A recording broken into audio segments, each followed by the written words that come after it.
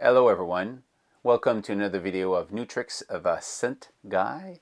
Today we're talking about the Digital D1 from Audiokit. Now Audiokit is behind one of the free cool synthesizers you can have on the iPad, and it's named Synth 1. I did a video about Synth 1 already, and I did a video about Digital D1 as a quick tour of how, what it is and what it does. Today I'm going to go in depth into the synthesis of Digital D1, and what better way than actually do a sound together. So we'll go through it together and we'll make a sound, and we'll go at the same time we'll go through the steps of all the features in it. So let's start right now. Digital D1. First window, what you have is actually the main window where you have layer 1 and 2. You've got you basically have volume and control here. Separate sounds, layer 1 and 2, the mix or the balance between the two if you want, and the master volume. So now, if I play a sound and I go mix, I hear layer 1, I hear layer 2. So very simple logic. Then you've got the master volume, of course. Now you have this thing called stereo widen. Turn it on, turn it off. Hear the difference? And some sound is very subtle, and other it's more obvious. Basically, what you get there with the stereo is you get some type of a change in timing between left and right, and it sounds a little bit like echo, so it sounds wider, basically. You have a series of here control for the auto pan. So if you want auto pan, you get the speed here, like an LFO speed if you want, and the depth of the movement. How profound, left and right, or very subtle in the movement and the speed. You have same thing with tremolo, speed and depth of the tremolo. Okay, so this is very, classic stuff. We don't want it, turn it off. Now you've got the layers, filters, so filter 1 and 2. And right now they're off. Look at the bottom of, just under the cutoff value. You've got off. Press on it, select the shape you want, cut off in this case, then you got cut off. So you hear the movement really easily. Okay, same thing with the other one.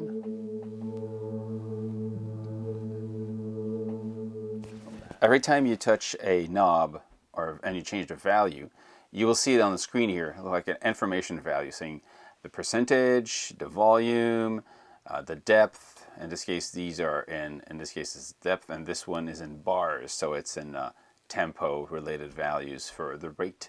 So every time you move something, you see it on screen here. So if you change here for low pass, high pass, and bend pass, you have the information over there. You've got the width, or you can also call it the Q or the resonance, and the center knob, center cutoff value. Okay. So that's it. That's for this top end. Then you've got reverb, phaser, and stereo delay. So 3 effects right away you can use.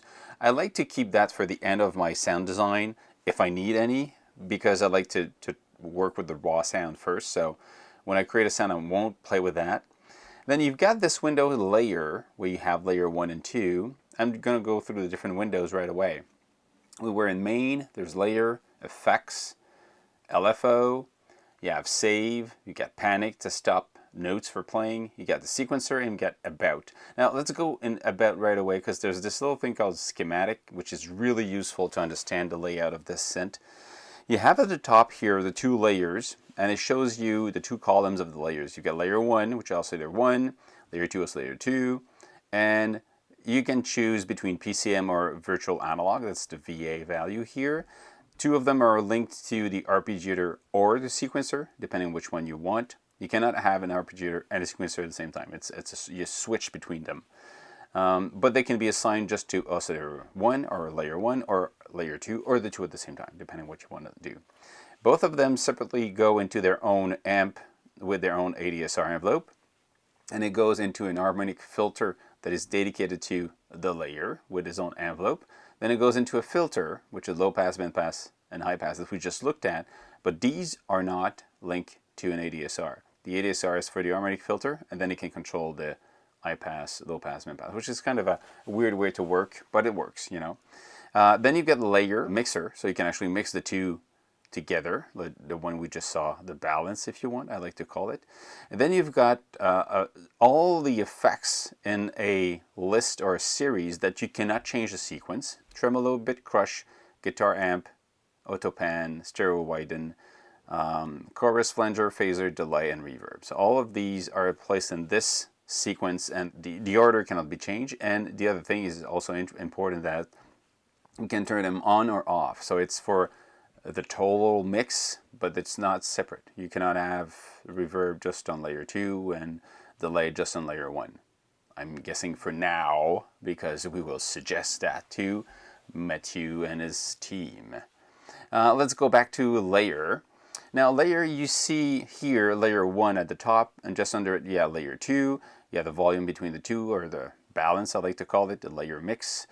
And you have the information of layer 1 and layer 2, but then there's not a lot of information. You only have kind of half of the information if you want to really know about it. If you press on advance, then you see the entire layer 1 for the you know, that purpose here. Now if you want to see layer 1 and 2 completely at the same time, you need to press on this little thing here, the little keyboard kind of keyboard hide control, and by doing so you see the whole layer 1 and the whole layer 2 at the same time.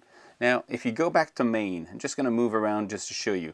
Main, we were like this earlier, where you have the main value at the top, then you get reverb, phaser, and stereo delay. When you press on the keyboard, hidden control, now what you have is the effect window. So the effect window appears here now, and then you can have more control. So if you're like me and you use an external keyboard, you can always work with a, you know, maximum space used for your control.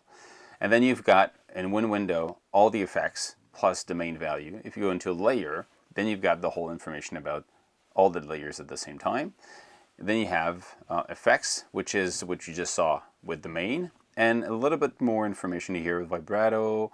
And when you're into the distortion amp section, you have control over some of it. Layer 1 pitch and layer 2 pitch, and you use at your own risk. These are just you know, pitch modify.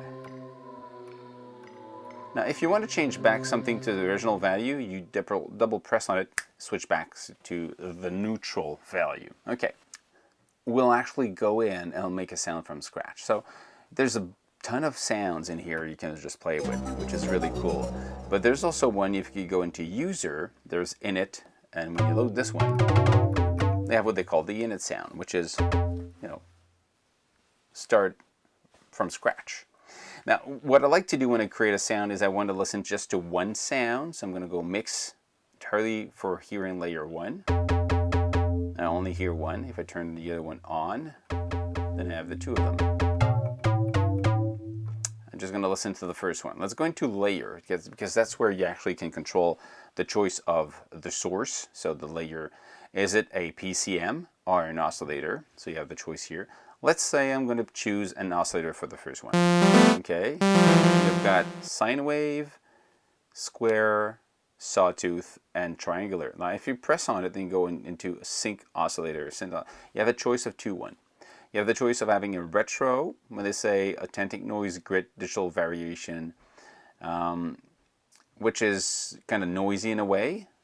Basically, retro is a little bit more nastier and noisier, but also has more digital artifacts than the clean one, which sounds more organic in a way. So I'm using the clean one for now. So what then you have is control over filters and envelope and tuning. So let's make this, I don't know, a bass. I'm gonna cut and then you go here, it doesn't cut anything. No, because you need to go enable the filter. And the filter follows the envelope, filter envelope. And then you have this for the strength of the movement. You know, sorry, I'm going to bring the volume down.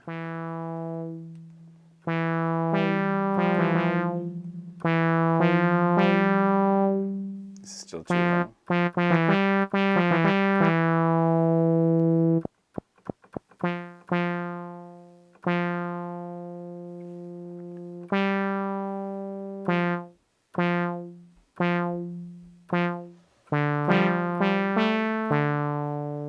If I want it to be lower, I can actually tune it.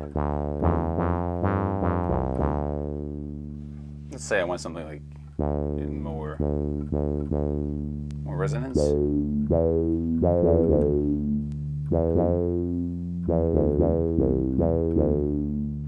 You press detail and you have more information here. It says that it's actually key tracking the filter. So as you open up, as you go up the keys, it will open up the filter. And if you go down the keys, it will close up the filter.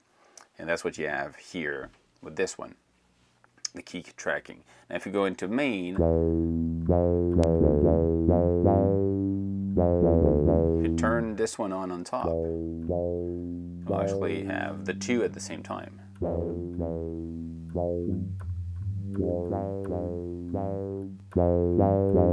Let's keep the harmonic pre-voice filter right now, per voice. It means that what's cool is that every voice you're playing has their own movement of the filter. It's not mixed together before it goes into the filter. So that's a very powerful thing here. I've got my bass. I'm going to go the other one. I'm going to go layer 2 now, bring the volume up. I would like to have something that goes kind of a pad. Not like that. There's evolution in it. Okay, let's keep that one. Okay, that's cool. That's cool. We'll keep that one. So we have Dean's Lucky Pad. I don't know what that one. Probably Dean's did it. So you've got attack. Let's say we're going to use some filter on this one also. And I'm going to have some attack that goes in slowly. Go down slowly and then sustain a little bit. I want it to open up more. Okay, get the movement going up and close. Then it stays there. Perfect. That's what I want. Okay? And then if I go back to the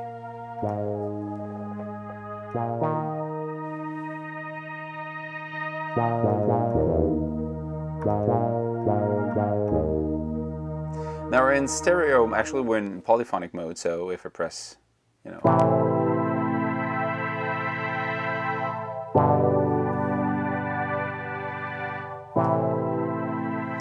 it's kind of bizarre because the bass I feel would be more monophonic in this case. So I'm going to go into the sequence mode and I'm going to assign the sequence to the bass only.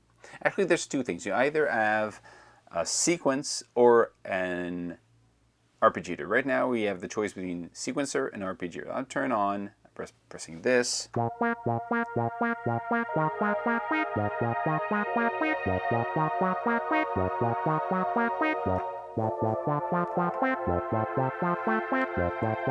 So then you have the pad going in and out, and you have the bass playing the arpeggiator. You can change more notes, you know, higher octave, up and down, and you can change the interval between the keys. So basically, this is 12 semitone of movement, and this is, I don't know, but it's not. And then division is a speed. You notice that it's only working on layer 1. If I actually turn on layer 2, but you don't really hear it. Because for layer 2, what you have here is it doesn't have time to go in. If you go back to layer, the attack is not. Now it's fast enough to hear it. And then we can go to effects and say, okay, I'm going to add some effects and say we're going to do some flanger. Or let's add some chorus. Or distortion.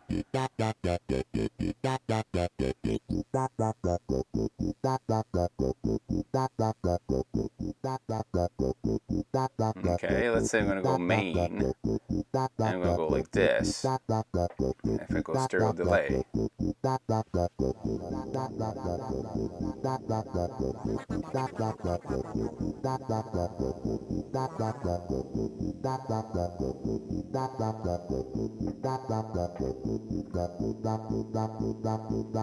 I go back to sequence, turn off layer 2, and then again. And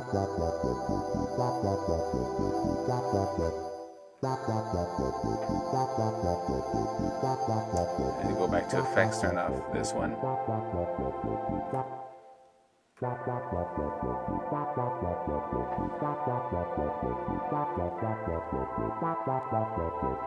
So I'm just playing the arpeggiator right now. The arpeggiator is really cool in this case. It's a simple octave, up, down. And then if you want to have something more complex, you turn on the sequencer. Then you have a list of notes that you play here. These are semitones of difference from the notes you're playing. 0 is the notes you're playing. As semitone 7 up, minus 2, and then so I'm going to have 5, and I'm going to have minus 2, and 5, 7. And I don't want turn it off. It's off. Now what you can also do is you can take, let's say, this one, you press on it, and then it's minus 12. You go even lower. Press on this one, it's plus 17. So you get, again, an octave higher. So you can normally have plus 12, minus 12. Turn that on, you go minus 24 and plus 24.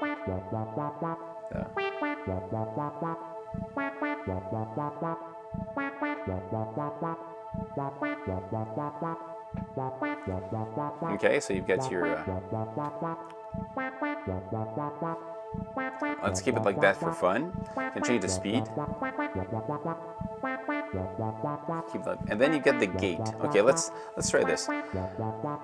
I'm going to just go back to layer and hear mostly this one. Okay. If we go back to the sequence, you can change the gate. You change the gate, you're changing how long you're triggering that sound. And with the gate, it becomes longer. The longer you have, then you hear the whole envelope. Again, division is the speed. And then you go back to layer.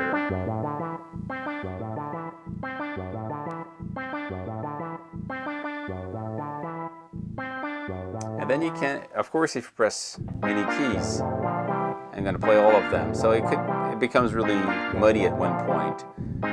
But you can then activate the mono mode. If you press 3 keys, it's going to play just 1. Turn off the layer 2. You're still going to have layer 2 playing your synth while the first one plays the bass.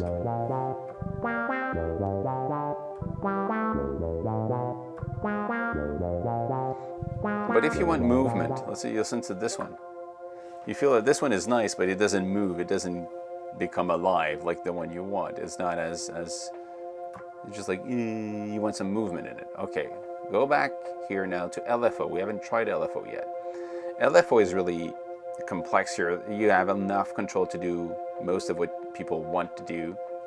Let's say we're going to take the sine wave, sure, fairly slow, and assign it to the cutoff of the second one.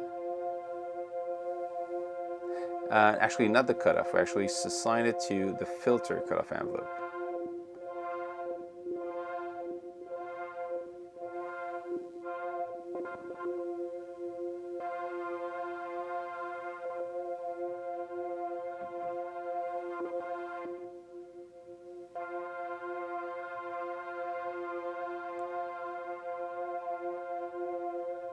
It's opening up and closing very slowly. Now, Right now it's in mode that is not, it's just in frequency mode for the speed of the LFO. It's not musically related outside of you feel how musically you like it, meaning it's not linked to the tempo. If I go back to layer, I bring back the first one. Actually, why is that I'm not listening to the here layer one? So I have the bass playing.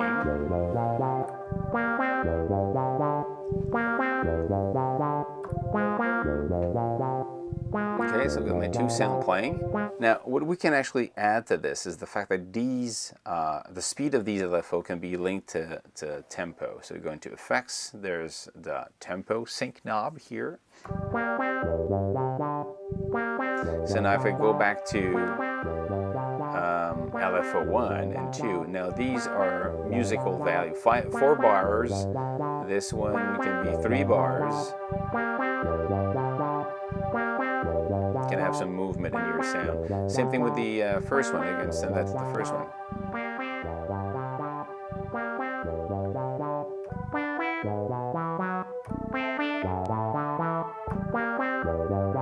Okay, now there's something really fun about this.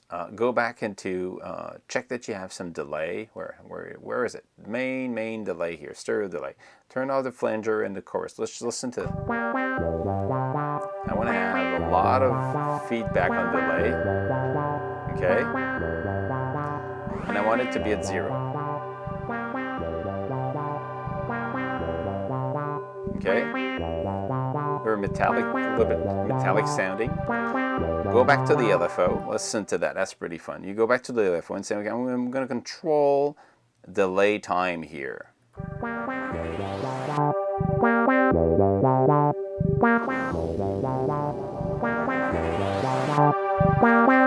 So it will actually do that every 3 bars. It's going to open up, actually, 3 bars here. It's going to open up the delay and bring it back to 0. Or I can switch it like that.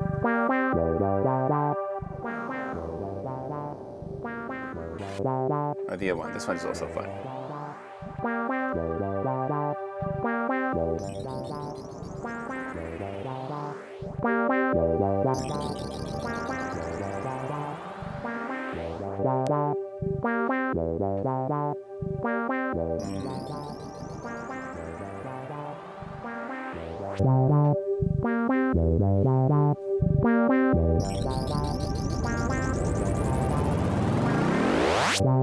This is fun.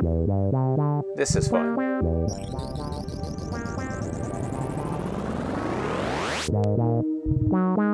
Then it becomes loud, but you can actually control this and just have a little bit of...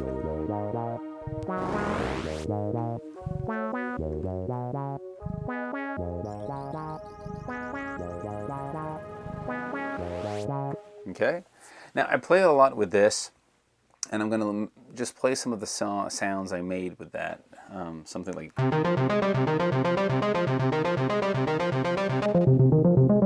Just have some movement in the sound.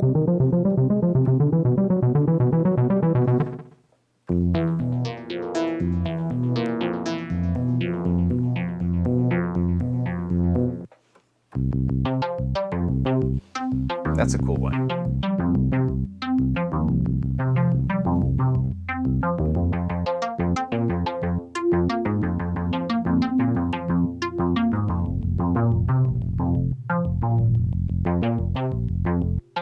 So what you have on this one, you've got to be able to separate the sound into 2 different, you hear, let's go back here and I'm going to show you what. You have layer 1, you have layer 2, but they're not playing exactly the same notes. The reason is that in layer mode, what I did, look here, you've got layer 1, the high key here is at 64, so it plays up to middle C. And the low, and the lower note of layer 2 starts at 49. So if I play notes under 49, what I have is only layer 1. And if I play notes higher than 64, the only note I hear are layer 2. And if I play between 49 and 64, I've got the 2 of them.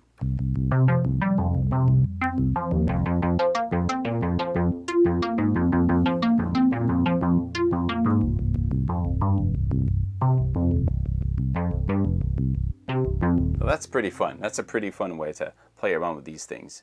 And I try to do some drums for the fun of doing drums.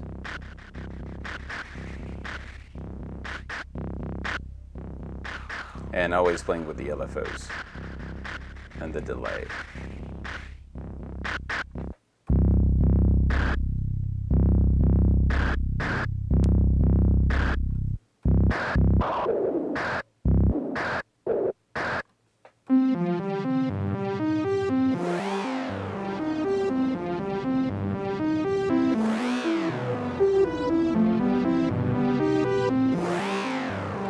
Playing with the LFO.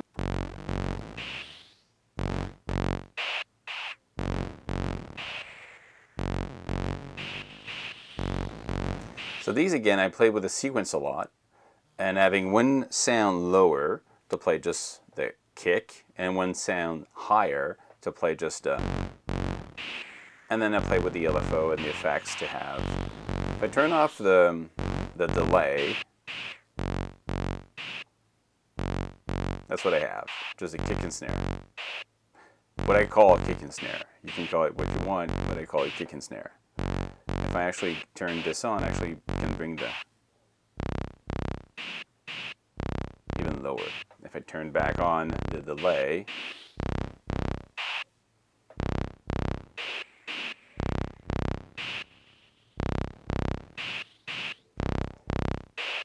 now there's I really like the way this works and the way it sounds. It's really fun. The only thing, there's like, I've got two things, actually three things I would like to have that is not there right now. First, I would like to be able, when you send an LFO to a destination, it's very hard to move because it's actually moving.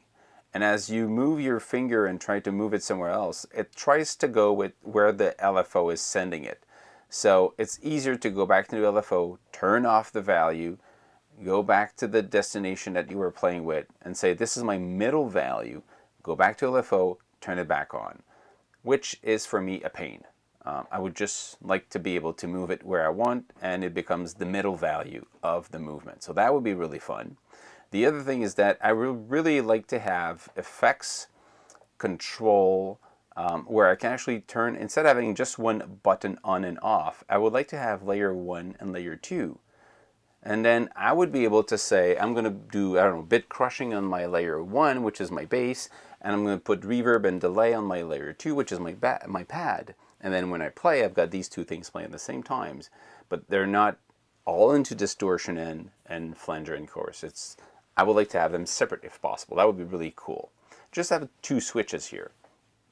And what would be nice is in the sequencer, if you would have other playback value than just forward. You know, forward, backward, forward and backward, from the middle and out, from the outside to the internal.